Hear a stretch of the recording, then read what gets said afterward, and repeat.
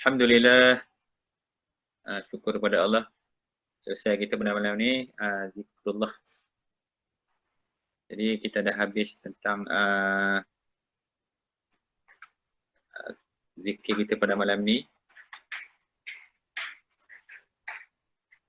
Jadi apa yang kita dapat?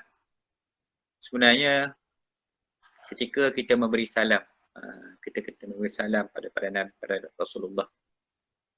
Sebenarnya Nabi hadir bersama dengan kita.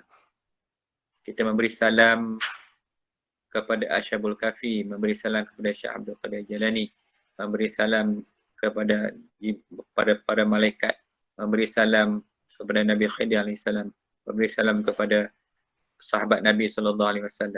Sebenarnya mereka hadir bersama dengan kita. Itulah kelebihan utama memberi salam. Maknanya untung orang yang berada dalam majlis ini kerana dikunjungi di rumah mereka oleh orang-orang ahli syurga, duduk dalam rumah kita malam ni, berdoa bersama-sama dengan kita. Sebab itulah kita kena cinta, mereka itu adalah kekasih Allah. Maka sebab itu kita baca, kita beri salam, sebenarnya kita cinta kepada mereka. Saya rasa siapa yang dah ikut program tiap-tiap malam, baru kita dapat merasai betapa zuknya. Katalah kita berhenti kuliah ni, apa perasaan? Ada yang kata, Ustaz janganlah berhenti Ustaz, janganlah berhenti. Kenapa? Kenapa? Itulah nama dia iman. Bila cinta kita dah masuk dalam hati kita, dulu nak bagi salam kat Nabi pun payah. Harap orang pergi umrah je. Lepas tu harap selawat. Itu je dia boleh buat. Tapi salam dia tak pernah bagi kat Rasulullah.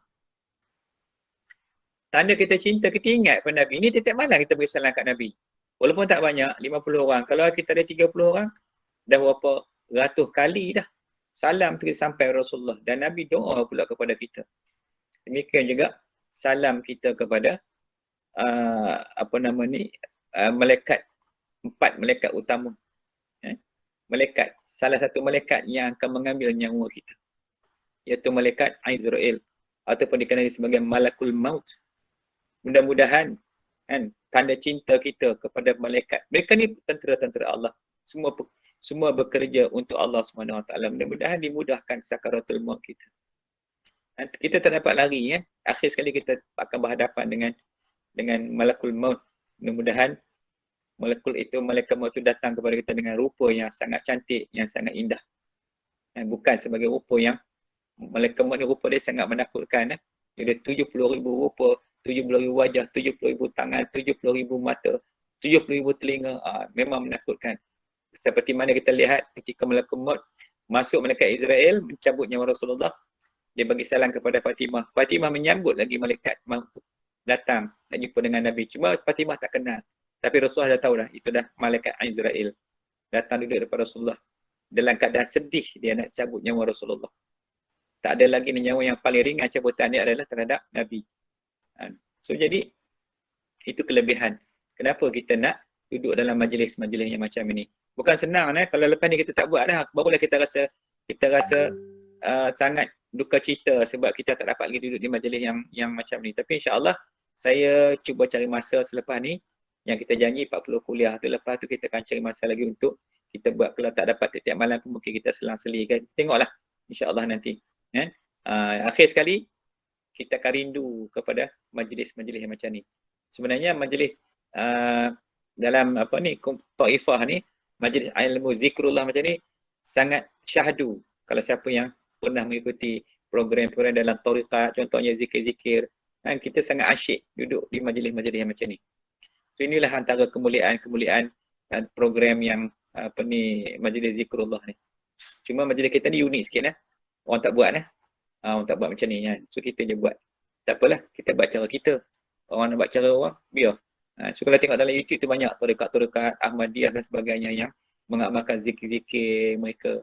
Dan kita juga di akhir tadi juga kita ambil juga zikir tariqat Ahmadiyah, iaitu yang terakhir, la ilaha illallah Muhammadur Rasulullah fi kulli lamhatin wa nafasin adadama wasi'ahu ilmullah. Kita ambil juga di situ ambil sebagai ambil tafaul kepada barakah zikrullah tu.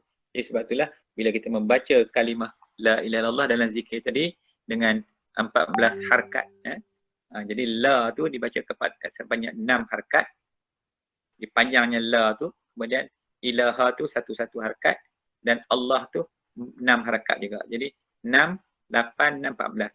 Maka 14 harakat itu orang yang baca itu dia akan diberi dengan 4,000 kebajikan, 4,000 keampunan, 4,000 kelebihan dan sangat banyak dengan sebutan La ilaha illallah.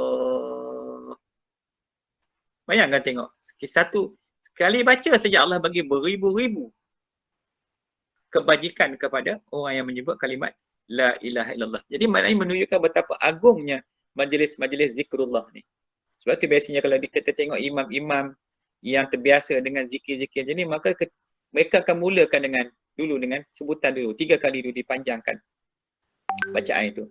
Afdalu zikri fa'lam annahu la ilaha illallah. So kita kalau boleh baca lagu tu, nak baca 100 kali, bacalah macam itu. Maknanya gandaan-gandaan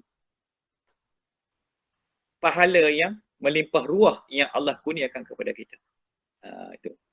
Itu sedikit keterangan tentang zikrullah ni.